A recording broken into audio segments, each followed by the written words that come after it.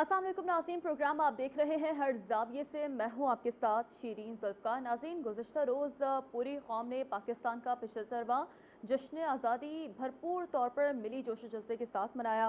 SM Islamabad के जिना convention centre में परचम कुशाई की तकरीब का इनेकाद किया गया, जिससे वज़ीर आज़म शहबाज शरीफ ने जब खिताब किया तो काफ़ी गौर तलब उनकी जानिब से कुछ गुफ्तगू की गई।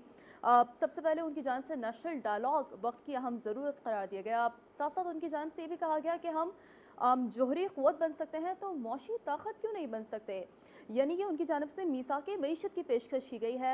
आज के प्रोग्राम में सबसे पहले सेगमेंट में सवाल ये होगा कि क्या तहरीक इंसाफ को ये पेशकश कबूल कर लेनी चाहिए। प्रोग्राम के दूसरे सेगमेंट में बात करेंगे पाकिस्तान तहरीक इंसाफ के चेयरमैन इमरान खान, जिनकी जानिब से ये इल्ज़ाम लगाया जा रहा है कि हुकूमत उन्हें नाअहल और नवाज शरीफ को वापस लाने की कोशिश कर रही है। तो नवाज शरीफ की वापसी से सियासी मंजरनामे में क्या तब्दीलियाँ रूनुमा हो सकती हैं। हमारे मौजूद पैनलिस्ट इस पर उनकी राय जानेंगे और प्रोग्राम के लास्ट सेगमेंट में बात करेंगे तहरीक इंसाफ, जो कि मुल्क भर में तूफ़ानी जलसों का ऐलान कर चुकी है। क्या ये फैसला हुकूमत पर असरअंदाज होने के लिए है या किसी तौर पर इलेक्शन के लिए दबाव बढ़ाने के लिए है। तो इन तीनों सेगमेंट्स पर हर जाविये से हमारे पैनलिस्ट की राय जानने की कोशिश करेंगे। हमें ज्वाइन कर चुके हैं शहजाद चौधरी साहब, thanks for joining us Shahzad साहब। सजाद मीर साहब हमें ज्वाइन कर चुके हैं, सर बहुत शुक्रिया आपने प्रोग्राम के लिए वक्त निकाला। PJ मीर साहब हमें ज्वाइन कर चुके हैं, welcome to the show sir. और अंबर शमसी साहब हमें ज्वाइन कर चुकी हैं, थैंक्स फॉर जॉइनिंग अंबर। सबसे पहले रुक करूँगी शहजाद चौधरी साहब आपकी जानिब। सर समझते हैं कि वज़ीर आज़म की जो मीसाक़े मईशत की पेशकश है तहरीक इंसाफ को कबूल कर लेनी चाहिए। देखिए, पहली बात तो ये है कि वज़ीर-ए-आज़म साहब अभी तक क्लियर नहीं कर पाए कि मिसाक-ए-मईशत में वो क्या-क्या इंक्लूड करना चाहते हैं। ओके। इसके अंदर इसके कंटेंट क्या है, इसका मकसद क्या, मकसद तो समझ आता है लेकिन इसकी डिटेल क्या है? इसके अंदर क्या-क्या चीज़ें शामिल होंगी, ताकि जब तक वो स्पेल आउट नहीं करेंगे अपनी पॉलिसी को या जो भी वो लेके आना चाहते हैं, उस वक़्त तक जितने भी उनके अपने पार्टनर्स हैं उनके लिए भी एक ये मुअम्मा ही रहेगा कि वो क्या हल कराना चाहते हैं। लेकिन उसके बावजूद मैं समझता हूँ कि मीसाक-ए मईशत कह लीजिए, अगर आप बहुत बड़ा लफ्ज़ कहना चाहते हैं, कम से कम मईशत के कुछ हिस्सों के ऊपर एक कंसेंसस होना बहुत लाज़मी है। इसका बारहा मैंने ज़िक्र भी किया हाँ, इसी प्रोग्राम में भी और अपने कुछ जो लिखते-लिखाते हैं उसके अंदर भी। एक तो ये कि जो डेट है, डेट पाइल जिसको कहते हैं कि ये हमारे ऊपर उधार जो है दुनिया भर का वो एक बहुत बड़ा पहाड़ बन चुका है और उसकी जो टोटल इंटरनल और एक्सटर्नल दोनों जो लोन्स हैं उनको मिला के जब आप उनको मिलाते हैं तो तकरीबन हमारी मईशत का हुज्जम बन जाता है। कहा जाता है 80% है, लेकिन असल में उससे काफ़ी ज़्यादा है क्योंकि जब आप देखते हैं डॉलर टर्म्स के अंदर तो ये मईशत से बढ़ के या मईशत के बराबर बन जाता है। तो ज़ाहिर है इतना बड़ा पहाड़ पाकिस्तान की पूरी मईशत के बराबर हो तो उसको रिटायर करना एक बड़ा जान जोखों का काम होगा। उसके ऊपर कोई ना कोई एक एग्रीमेंट, कोई लाए-अमल, कहाँ पे काटना है, कहाँ पे क्या करना है, किस तरीके से ये इसके ऊपर एग्रीमेंट होना चाहिए। दूसरा जो एरिया है वो एनर्जी जिसे हम सर्कुलर डेट कहते हैं। यानी जो कि एनर्जी के एरिया के अंदर तेल, ऑयल एंड गैस इन दोनों के अंदर, ये मिला के तकरीबन कोई 2600 अरब के करीब है, 2.6 खरब। और जब आप इसको मिलाते हैं डेट के साथ जो हमारा डेट है, तो फिर आप देखते हैं कि ये बहुत बढ़ जाता है हमारी मईशत के हुजूम से। तो ये जब आप देखते हैं इस पे भी कोई ना कोई ये बिल्कुल एक जैसे कहते हैं कि अंधेरे कोने में पड़ा हुआ है, कोई इसको हाथ नहीं डालता इस सर्कुलर डेट को और गैस का भी आप इसमें काफ़ी सारा शामिल हो गया। तो कहने का मतलब ये हुआ कि ये एरिया भी है जिसके ऊपर के इन पार्टीज़ को, सियासत को, लीडरशिप को ये फैसला करना है कि हम इसको कैसे रिटायर करेंगे, किस तरीके से उतारेंगे, कैसे इसको लेके चलना है। उसमें फिर बहुत सारी और ज़िमनी पॉलिसीज़ आ जाती हैं जो कि डिफ़ाइन करनी पड़ेंगी। तो ये एक एग्रीमेंट होना बहुत लाज़मी है। तीसरा एरिया में जी, फरमाइए। जी जी जी, प्लीज़ कंटिन्यू करें। हाँ, मैंने तो अभी 2 बताए ना, अभी हम्म। कुछ और 1-2 और भी हैं। एक तीसरा जो एरिया है वो जी पेंशन्स का है, कि पेंशन्स का जो फंड है वो हमारा चूँकि हमारी सरकार का जो हुजूम है, जिसके अंदर जितने फेडरल एम्प्लॉइज़ हैं, प्रोविंशियल एम्प्लॉइज़ हैं, ये एक बेहंगम किस्म की गवर्नमेंट बन चुकी है कि बेहंगम किस्म का इसका जो कॉन्स्टिट्यूशन है, तो उसकी जो पेंशन रिटायरमेंट हो रही हैं, पेंशन्स बनती जा रही हैं और वो पेंशन हमें हर साल एक बड़ा मिकदार में 350 अरब के करीब लगानी पड़ती है। ये भी एक अनसस्टेनेबल पोज़ीशन है, इसके ऊपर भी इन लोगों को कुछ ना कुछ और फाइनली जो चौथी सबसे बड़ी बात है, वो पब्लिक सेक्टर सेक्टर एंटरप्राइज़ेज़ हैं, जिसके अंदर इनके अंदर बहुत ज़्यादा आपस में भी इख्तलाफ है। कोई समझता है स्टील मिल को छोड़ देना चाहिए, कोई कहता है नहीं बिल्कुल नहीं छोड़ेंगे उसको, हमें नहीं छोड़ना चाहिए। कोई कहता है पीआईए को प्राइवेटाइज़ कर देना चाहिए, कोई कहता है सवाल ही पैदा नहीं होता। जी। सिविल एविएशन का कौन-सा हिस्सा प्राइवेटाइज़ किया जाए, कौन-सा रेगुलेटरी बना के रखा जाए। सिमिलरली तकरीबन 250 के करीब हमारे पब्लिक सेक्टर एंटरप्राइजेज़ हैं, जो कि 1100 अरब सालाना हमारा खा जाते हैं। हुँ। तो जब आपके पास ये फिगर्स हैं और ये सब कुछ करने के काबिल है, कम से कम इन 4 चीज़ों पे एक जी। अंडरस्टैंडिंग होना बहुत लाज़मी है। इसकी डिबेट पार्लियामेंट में होनी चाहिए और ज़ाहिर है कि अगर उससे पहले एक प्रेपरेटरी बहुत ज़्यादा डिटेल में काम करना है। हुँ। क्यों नहीं मानेंगे इमरान खान? इसलिए कि वो समझते हैं कि इस तरह से एक indirect implicit recognition of the government जो कि जिसको ओके। वो मानते ही नहीं है। और क्या गवर्नमेंट भी सियासी तौर पर ऑफ़र कर रही है ताकि वो भी इम्प्लिसिटली एक्नॉलेज हो जाए या एक्सेप्ट हो जाए बाय ऑल पार्टीज़? ये हुँ। सियासी लोग जानते हैं, लेकिन ये अगर कोई सियासी अमल की वजह से मेरा ख़्याल है इमरान खान से दूर रहेंगे, लेकिन ये करना लाज़मी है, अभी हो या 1 साल के बाद हो। सही, परफेक्ट। सो शहजाद चौधरी साहब ने बड़ा ही प्रिसाइजली तौर पर तमाम सेक्टर्स का जायजा लेते हुए उन पर रोशनी डाली है। सजाद मीर साहब, your point of view please. आप समझते हैं तहरीक इंसाफ को ये पेशकश कबूल कर लेनी चाहिए? असल उसका जवाब तो सजा खान दे दिया कि वो कबूल क्यों करेंगे। वो कबूल करेंगे तो उसका मतलब है कि वो हुकूमत को तस्लीम करते हैं। वो तो हुकूमत की किसी बात को तस्लीम करने को तैयार नहीं है। फवाद चौधरी ने कहा मसाक जमहूरियत के तहत करते रहेंगे, अपनी हुकूमत को करनी है और जहाँ छुट्टी करे जाए, हम कोई इस तरह की बात करने को तैयार नहीं है। ये एक बात है, लेकिन अगर देखा जाए तो इसमें कोई शक नहीं है। आज जो शहबाज शरीफ ने कहा है कि अगर हम एटमी कुव्वत बन सकते हैं तो एक माशी कुव्वत क्यों नहीं बन सकते। कई बार ये हमारी तारीख में वाकयात आए जब ये लगता था कि हम एक बड़ी माशी कुव्वत बनने वाले हैं। अयूब खान के ज़माने में भी जब हमारा फर्स्ट प्लान सेकंड प्लान जारी था, कोरिया हमसे लेके गया, दुनिया हमारी तरफ देख रही थी। बहुत से बड़े मुल्कों के नाम जर्मनी और कोरिया और बहुत से मुल्कों के जो तख्तियाँ लगी होंगी वहाँ देखेंगे कि जो डोनर थे उनमें पाकिस्तान भी शामिल था। लगता था कि पाकिस्तान में भी ब्रेक थ्रू जी। कर जाएगा।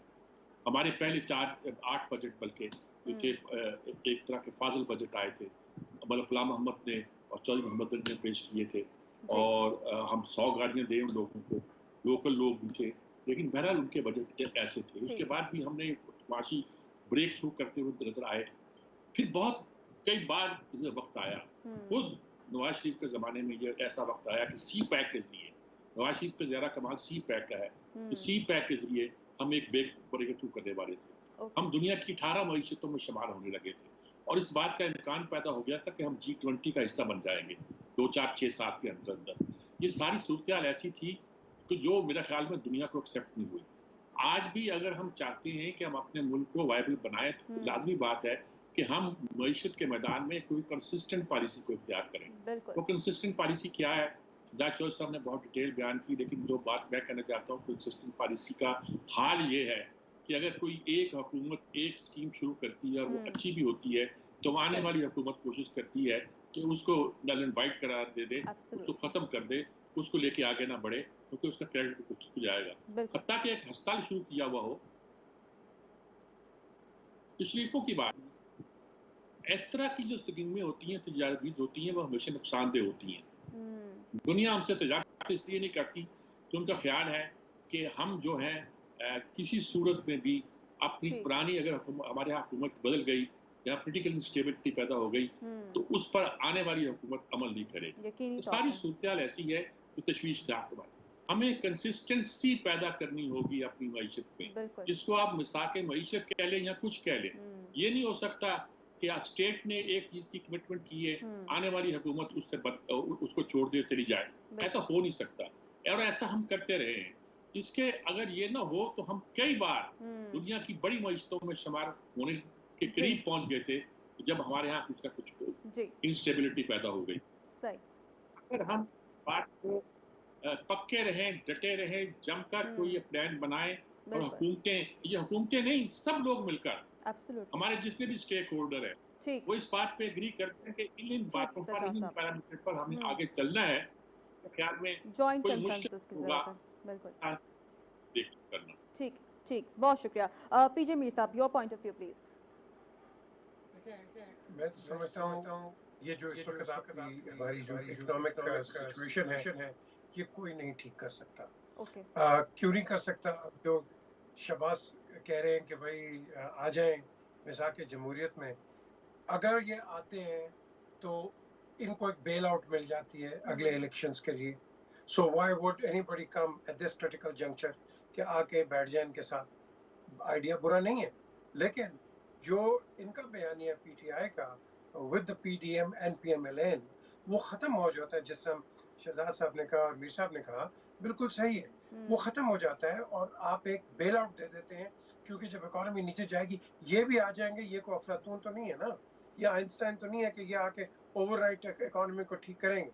सो इसका एक ही हल है कि आपने रिस्पॉन्सिबिलिटी किसको देनी है वो एक पार्टी को दे, और अगर वो आती है 2/3 मेजोरिटी से, तो वहां हमारा कोई फ्यूचर नजर आता है। वरना ये जो अभी मीर साहब बात कर रहे थे कंसिस्टेंसी की, कंसिस्टेंसी आप करते हैं, आप आईएमएफ से पैसे लेते हैं, नई गवर्नमेंट आती है, वो पुरानी को क्रिटिसाइज भी करती है और कंसिस्टेंसी भी जारी रखती है, तो आप इंप्रेशन क्या देते हो? You are not on the same page. हमारी कंटिन्यूटी पॉलिसी कोई नहीं है। फटी पुरानी लगी है, उसको उतार के नई फटी लगाओ। ये जो चीज है, ये हम इसको खत्म करें, लेकिन कौन करेगा? जब आप करेंगे आपका वोट बैंक खराब हो जाता है।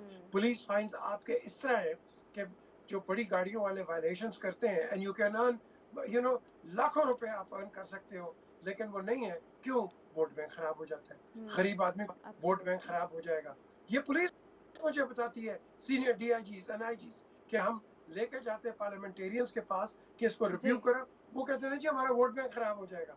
The question is somebody is going to take somewhere, और यही वजह है कि हम आगे नहीं जाते हैं। उसके अलावा आपकी $1 ट्रिलियन इकोनॉमी है जो कि अनचार्टेड है, जो कि आपके एफबीआर के साथ कनेक्टेड ही नहीं है। वो कैश से पैसा लेते हैं, कैश से सामान लेते हैं और कैश ही बेचते हैं, रसीद कोई नहीं है। आप इनको टैक्स नेट में लेके आओ। जब तक आप मुल्क को टैक्स नेट को ब्रॉडन नहीं करोगे, right from the grass root level, आप आगे तरक्की नहीं कर सकोगे। हम बात तो करते हैं theory social welfare state, but it is not, it can not be a social welfare state कि जब एक तबके को आपने भूखा नंगा कह दिया है, जी गरीब गरीब गरीब का एक कार्ड हम खेल देते हैं हर पॉलिटिकल पार्टी, और दूसरा है कि गरीब को गरीब ही रहने देते हैं, लेकिन उसको टैक्स नेट पे नहीं लेके आते। पूरी दुनिया के अंदर गरीब भी टैक्स नेट पे होता है, लेकिन वो जो बिल्कुल ही मारा हुआ होता है, यस, उसको आप सोशल वेलफेयर में ले आते हो, लेकिन उसको भी आप रिहैबिलिटेट करते हो। आप उसको ये नहीं करते हो कि 5 साल 10 साल आपने उसको भूखा नंगा मारना है and state is paying for it. आप उसको रिहैबिलिटेट करते हो। सही, ठीक है, गॉट इट, योर पॉइंट आपका आ गया है। जी अंबर शम्सी साहब, आप समझते हैं कि तहरीक इंसाफ को ये पेशकश कबूल कर लेनी चाहिए मीसाक मईशत की? देखिए, शहबाज शरीफ साहब वज़ीर आज़म अब बने हैं और दोबारा से वो पेशकश करें, लेकिन आप सबको याद होगा कि जब वो अपोजिशन के लीडर भी थे और पाकिस्तान तहरीक इंसाफ हुकूमत में थी, तब भी उन्होंने ये पेशकश की थी।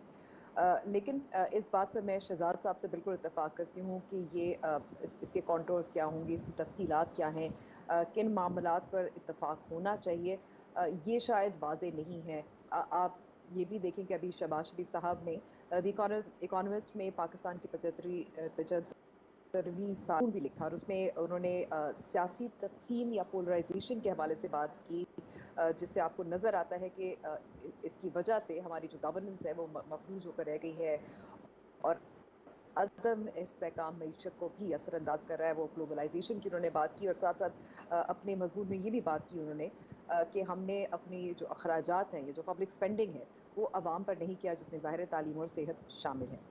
मगर इसमें एक तो मेरे सवालात हैं मीसाके मईशत के हवाले से, आप किन मामलात पर इत्तफाक करेंगे कि आप एक दूसरे को के साथ ताउन फराहम करेंगे? मिसाल के तौर पर अगर हम देखें कि हर अगर सियासी जमात उनकी एक ही मुआशी पॉलिसी होगी तो उनमें फ़र्क क्या रह जाएगा? वोटर किस बुनियाद पर डिसाइड करेगा कि किसका इंतखाब करना है वफाकी सतह पर? तो ये भी हमें तय करना चाहिए कि हर सियासी जमात की अपनी आइडेंटिटी होनी चाहिए और अपनी पॉलिसीज़ भी होनी चाहिए, और इसमें ज़ाहिर है क्योंकि political economy very tied in together, ज़ाहिर है बहुत सारे सब जो पॉलिसीज़ होती हैं उनके सियासी असरात भी होते हैं। ताजिर बिरादरी is a big political stakeholder, उनकी लॉबी भी होती है। तो अगर टैक्सेस की बात कर रहे थे तो हम कि जब टैक्स देना पड़े या डॉक्यूमेंट होना पड़ा, तो वो जो भी हुकूमत हो तो वो सिरापा एहतजाज होते हैं, दबाव डालते हैं हुकूमत पर और फिर टैक्स नेट से एक बार फिर बाहर रहते हैं। तो मैं कहूँगी कि अगर आप कर्ज़ों पे आप इत्तेफाक करेंगे, ये भी एक सवाल बनता है कि आप जो बजट डॉक्यूमेंट्स है उसमें शफाफियत या एहतसाब पर इत्तेफाक करेंगे, ये भी मुश्किल लगता है। बहुत कुछ एक हिस्सा है दिफाई अखराजात का या बजट का जो अनअकाउंटेड फॉर होता है, जो जिस पर बात नहीं होती। फिर मैं ये भी कहूँगी कि फिर आप कंटिन्यूटी की जो बात करते हैं, ज़ाहिर है हर हुकूमत की अपनी अलग तरजीहात भी होती हैं, और वो अपनी जो उनके नेटवर्क्स होते हैं, चाहे बैरून मुल्क हों या पाकिस्तान में, उसकी बुनियाद पर होते हैं। मिसाल के तौर पर अगर आप आईटी की बात करें, कहाँ एक्सपोर्ट करना है, आईटी सर्विसेज, आईटी प्रोडक्ट्स, ये भी ज़ाहिर है हुकूमत की अपनी सियासी और माशी टीम की कोशिशों की वजह से होता है। सीपैक एक मिसाल है। अगर इब्तिदा जो है पाकिस्तान पीपल्स पार्टी की थी, बुनियाद रखी, तो फिर ज़ाहिर है उसको एक्सपैंड किया था पाकिस्तान मुशर्रफ नवाज ने, और फिर ज़ाहिर है कुछ स्लो डाउन हुआ, लेकिन ऐसा नहीं हुआ कि वो ख़त्म हो गया पाकिस्तान तहरीक इंसाफ के दौर में, लेकिन स्लो डाउन ज़रूर हो गया। तो सवाल ये पैदा होता है कि पहले तो हम समझ लें कि किस चीज़ पर इत्तेफाक करना चाहिए। मैं आपको एक अमेरिका की मिसाल देती हूँ। अभी कुछ दिन की खबर, अमेरिका में महंगाई से निमटने के लिए एक बिल पास हुआ था, और उसको पार्लियामेंट्री कांग्रेस की सतह पर कमेटीज़ के ज़रिए, बातचीत के ज़रिए उसको पास किया गया था। और ज़ाहिर है जब आप पार्लियामेंट्री सिस्टम के ज़रिए पास करते हैं, इस निज़ाम के ज़रिए पास करते हैं, तो गिव एंड टेक भी नहीं होती। तो पाकिस्तान तहरीक इंसाफ को तो कबूल करना चाहिए। मैं अपनी बात आखिर में खुद ही मुकम्मल करती हूँ, लेकिन वो पार्लियामेंट में नहीं बैठे थे, तो वो किस तरह से बातचीत करेंगे? जब वो खुद हुकूमत में थे तब वो बातचीत नहीं करना चाहे। तो मेरे ख्याल में कि अगर इस पे कंसेंसस डेवलप भी हो सकता है, इसमें तहरीक इंसाफ की अपनी जो इनको रिकग्निशन के अलावा to talk to the opposition, वो बहुत ज़रूरी है। जब इमरान खान साहब कहते हैं कि वो दहशतगर्दों से बात कर सकते हैं, लेकिन सियासी मुखालिफिन से नहीं, तो फिर मेरे ख्याल में कि ये थियोरेटिकली रह जाता है, आगे बात नहीं बढ़ सकती। ठीक है। बहरहाल कंसिस्टेंसी और इकोनॉमिक स्टेबिलिटी वक्त की अहम ज़रूरत है। हम ब्रेक लेंगे और ब्रेक के बाद दोबारा हाजिर होंगे, दूसरे सेगमेंट की जानिब बढ़ेंगे। Stay with us.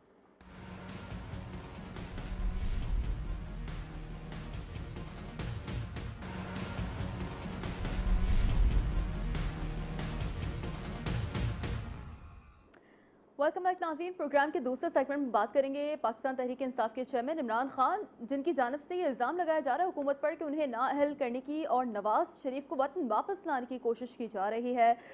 Sajjad Mir साहब, आपसे शुरुआत करेंगे। सर, ये महज इल्ज़ाम है या हकीकत है, और अगर नहीं तो हकीकत क्या है सर?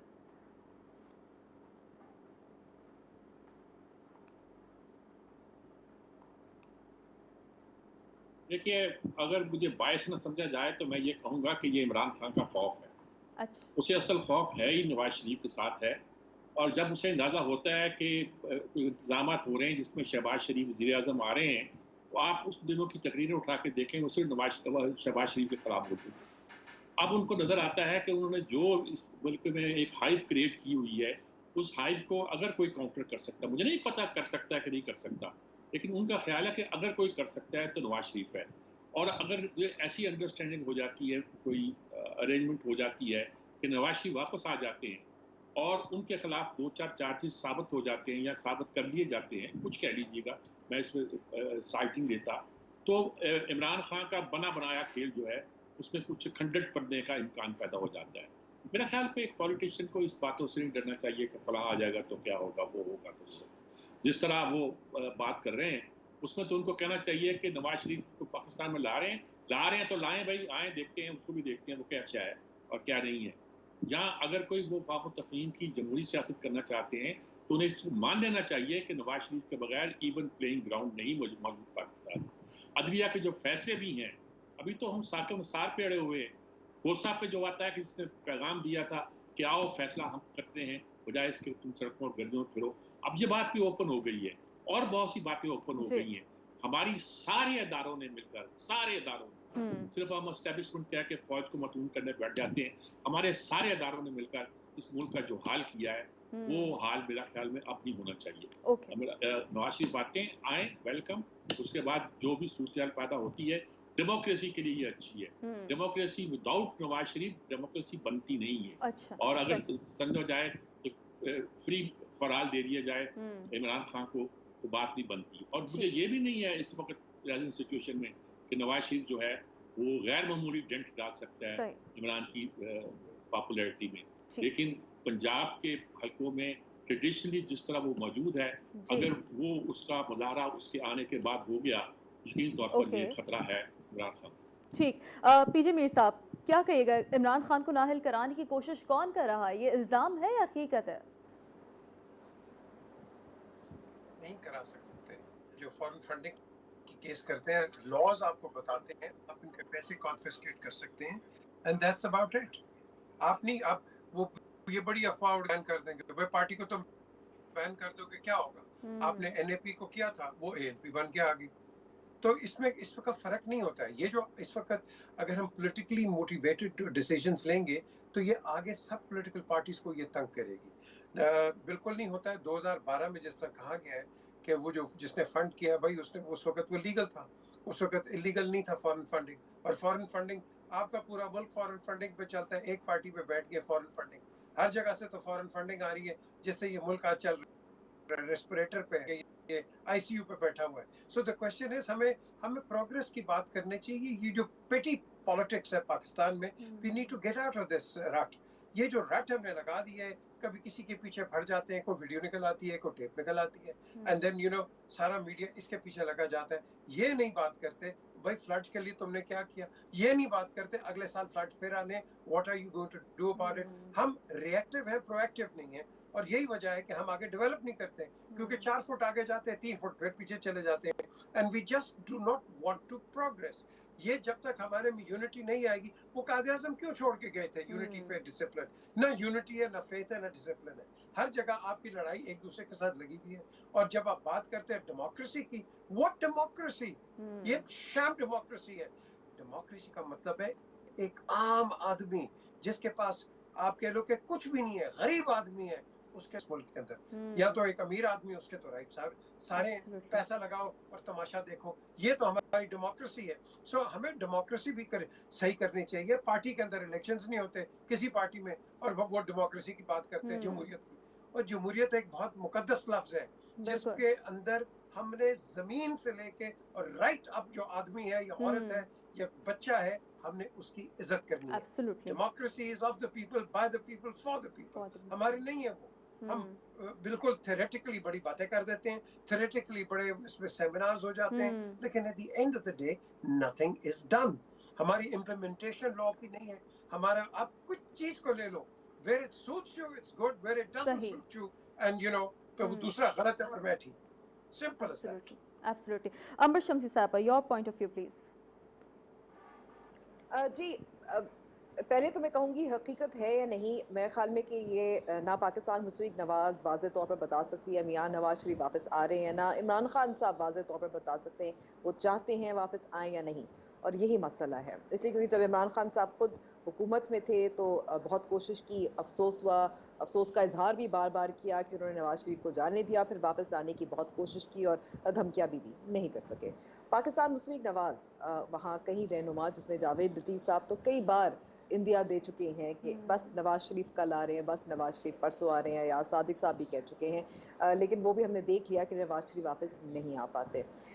अगर नवाज शरीफ साहब वापस आ भी रहे हैं तो उसमें कोई हर्ज नहीं है। मेरे ख्याल में कि वो एक दाग जो पड़ा हुआ है उनकी रेपुटेशन पे, उनकी साख पे और पाकिस्तान मुस्लिम नवाज पे भी, कि उनके who's calling the shots, Nawaz Sharif is from London, वो भी मिट जाएगा। केसेस जो है उन्होंने निमटने हैं, वो भी निमट जाएंगे। और जाहिर है जब केसेस निमट जाएंगे या वो को भी संभालना है, ये ऐसा नहीं हो सकता कि वो लंदन से पार्टी को चलाएं। और यहाँ जो पाकिस्तान मुस्लिम नवाज़ में आपको एक डिवाइड भी नज़र आता है कि एक तरफ एक कैंप है जो प्रो इस्टेब्लिशमेंट, एक कैंप जो है एंटी इस्टेब्लिशमेंट, एक कैंप जो है प्रो मिफ्ता इस्माइल है, एक एंटी है।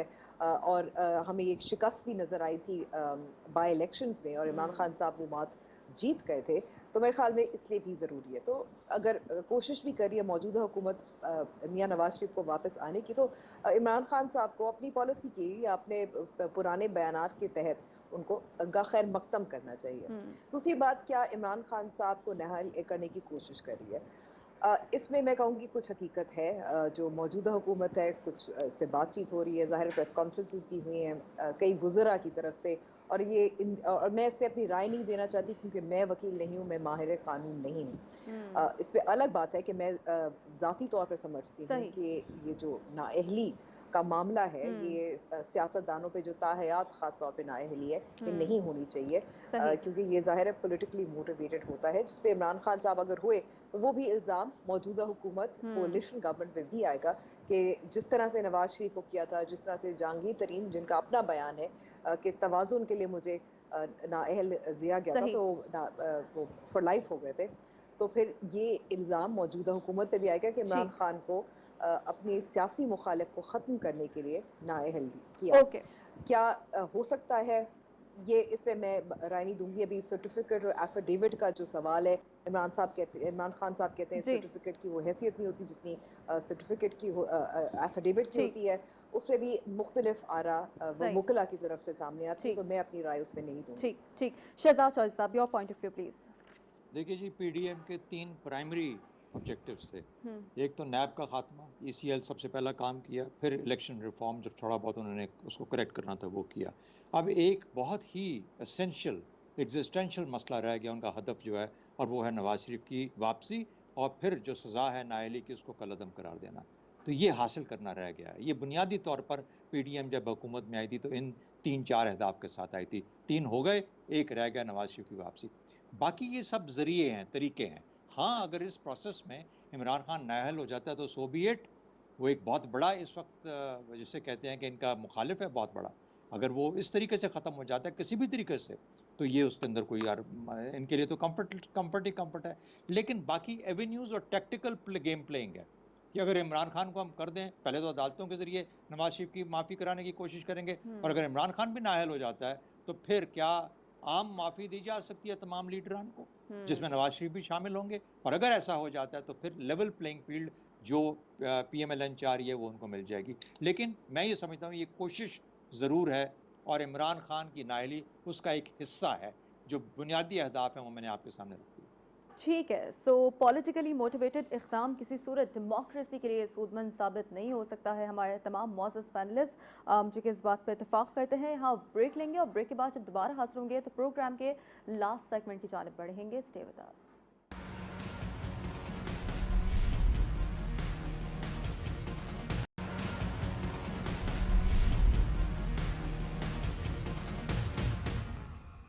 वेलकम बैक नाज़रीन। प्रोग्राम के लास्ट सेगमेंट में बात करेंगे तहरीक इंसाफ मुल्क भर में तूफानी जलसों का ऐलान कर चुकी है। किस हद तक ये ऐलान हुकूमत पर असरअंदाज होगा? अमर शमसी साहिबा। जी, हमने देखा है कि इमरान खान साहब ने अपना जो प्रेशर है, अपना दबाव है, जलसों के ज़रिए, सोशल मीडिया के ज़रिए और प्रेस कॉन्फ्रेंसेस के ज़रिए, और जो कौम से खिताब करते रहते हैं वज़ीर आज़म की कुर्सी से हटाए जाने के बावजूद, उसके ज़रिए दबाव मुसलसल रखा है हुकूमत पे। और उससे यही ज़ाहिर होता है, जो हमेशा असेसमेंट होता है इमरान खान साहब का, कि एज एन अपोजिशन लीडर उनका कोई मुतबादिल नहीं है, चाहे हुक्मरान जिस किस्म के भी हों। तो ज़ाहिर है जब वो जो हमें नज़र आया कि उसकी एक कामयाबी उनको हासिल भी हुई पंजाब की सूरत में, तो क्यों नहीं इमरान खान साहब जल्द से जुलूस करेंगे, अपना पैगाम शहर शहर में फैलाएंगे। उसका इंतखाबात पर क्या असर होगा, या इंतखाबात की टाइमिंग पे क्या असर होगा, ये ज़ाहिर है देखना बाकी है। ये देखना मेरे ख्याल में अगस्त या मिड अगस्त तो आ चुके हैं, इसके बाद ही पता चलेगा। जब हमें नज़र आएगा कि जब IMF का ट्रॉन्च कुछ मईशत में इस्तेहकाम कुछ आएगा, तो शायद इमरान खान साहब के लिए वो दबाव डालना मुश्किल होगा। और अभी हाल ही में शहबाज गिल साहब के ख़िलाफ़ जो कानूनी कार्रवाई हुई है, उससे भी मुझे लगता है या ज़ाहिर होता है कि इमरान खान साहब जो मुख्तलिर हलकों हैं उनके साथ उनके फेवर में नहीं है। लेकिन वो ज़ाहिर अपने अवामी दबाव, अपने जलसे जुलूसों का कामयाब, और मैं कहूँगी बहुत कामयाब और मकबूल जलसे जुलूसों के ज़रिए ज़रूर रखेंगे, और उनको रखना भी चाहिए, उनका हक है। ठीक है। शहजाद चौधरी साहब, your point of view please.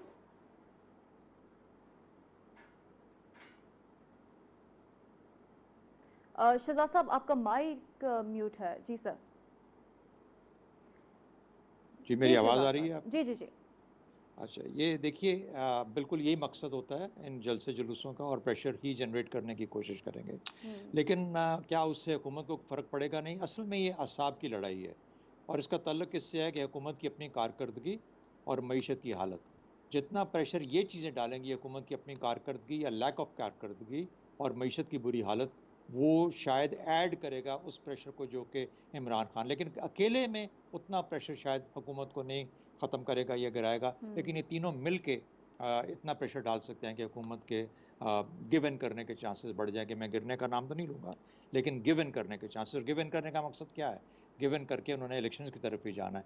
तो ये बहुत दफ़ा मैं पहले कह चुका हूँ कि जो थ्रो इन करेगा टॉवल, वो शहबाज शरीफ साहब खुद ही करेंगे जब भी करेंगे, अदरवाइज़ हमारे इलेक्शन मेरी नज़र के अंदर अगले ही साल जिस वक्त प्लान है उसी तरीके से होंगे। ठीक, पी जमीर साहब, योर पॉइंट ऑफ व्यू। ये इलेक्शंस हो या सिलेक्शन हो, हमने हर एक को देख, पॉपुलर अनपॉपुलर मिलिट्री हर चीज हमने देख ली है, बट डिलीवरेंस नहीं है कहीं। The will to work for the country is not there. That is what needs to be seen. ये जलसे कर लें, कितने करेंगे जलसे? कर लें भाई, वो इधर से ये करेंगे, उधर से वो कर लेंगे। जलसे कर करके आप पागल किसको बना रहे हो? क्या आपके इन जलसों के साथ आपके ये तेल की कीमत, बिजली की कीमत, आटे की कीमत, ये डेली जो आपके जो खाने की चीजें हैं, इनकी कीमतें कम हो जाएंगी? No, they should be concentrating. The opposition should be working in a way वो कभी नाम लेंगे नहीं। So basically, यहाँ एक ही चीज है, to get into the corridors of power and just hang in there and not do anything for the country. ये हमारा एक अलमिया है। इसके अंदर से आप बाहर निकलोगे, नेशनलिज्म लेके आओगे, think about कि यार अगर ये कर रहा है, let him do it. He's only doing it for you. मुझे तो अभी तक याद है 2013 में जब ये इसका मैनिफेस्टो था PMLN का, तो नवाज शरीफ निकल के हमारे सामने से जा रहा था, तो वो इसको किसी को कह रहा था, मुझे तो समझ नहीं आती कि मैं हुकूमत लवा या ना लवा, because at the end of the day everybody knows what they are going into. ये बहुत बड़ी मिसकैलकुलेशन हो गई है, एक ब्लंडर हो गया है। इस ब्लंडर को आप डैमेज कंट्रोल कैसे करते हो, that only time will tell you. Otherwise ये तो ठीक है कि हुकूमत वैसी आप कह रहे हो कि एक मसले में फंसी हुई थी, आपने इसको गिरते गिरते आपने इसको उठा दिया पकड़ के। पहले कोई लीडर, कोई पॉलिटिकल लीडर, प्राइम मिनिस्टर से लेके प्रेसिडेंट से लेके सारों को आपने हटाया हुआ है। कोई बोला, कोई किसी ने क्यों नहीं की? He is the only person, only political leader जिसने बात की है। And look at the reaction. It's right in front of you. So the question is, we still have time for salvation. मैं समझता हूँ ग्रैंड डायलॉग कर लो, बैठ जाओ, agree to disagree, करो तो सही ना यार, बैठो तो सही। And we don't do that, we don't get anywhere. ठीक है, सजाद मीर साहब, your point of view please. समझते हैं तहरीक इंसाफ को मुल्क भर में तूफानी जलसों का ऐलान हुकूमत पर असरअंदाज हो सकता है? देखिए, इसमें कोई शक नहीं है कि तहरीक इंसाफ के पास जलसों का जो एक है ताकत है, कर सकते, जलसे भी कर सकते हैं, मजारे भी कर सकते हैं। नवाज शरीफ के आने से डर किस बात पर लगता है?